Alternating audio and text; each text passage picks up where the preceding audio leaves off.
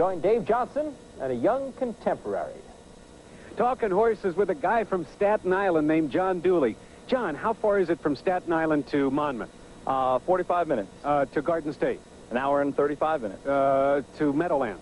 35 minutes. Aqueduct? 40 minutes in traffic. Belmont?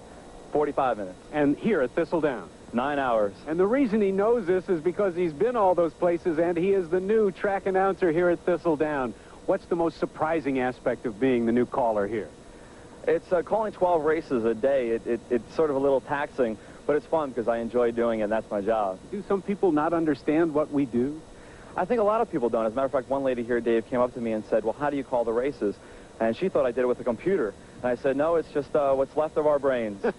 Tell me about how you got your break and fate stepped in. Well, actually, it was thanks to Ed Morano at Philadelphia Park at the time. He was the publicity director there. And I had sent him a demo tape. And Keith Jones, the announcer there, was getting married. And Ed liked my tape enough to let me come in and do a 3-day stint down at Philadelphia Park. And that's really how I got my break. And then, using your tapes, you moved on, became an intern. We saw you at the Meadowlands and enjoyed you working in our publicity department. But then at the New York Racing Association, something strange happened. One day I was backing up Tom Durkin and Frank Dwyer, and Tom was out of town for the Arc du Triomphe. And Frank was scheduled to come in to call the first race, and I was just doing the changes for him.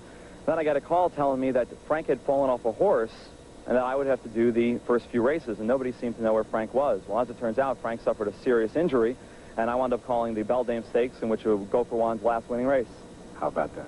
And it was fun, and also at the same time I went to take the binoculars out of my locker, and they came crashing to the floor, and I wound up going down to the second floor binocular stand at Belmont Park, go up to the lady and said, you're not going to believe this, but I'm your track announcer today, and I need to rent the best pair of binoculars you have.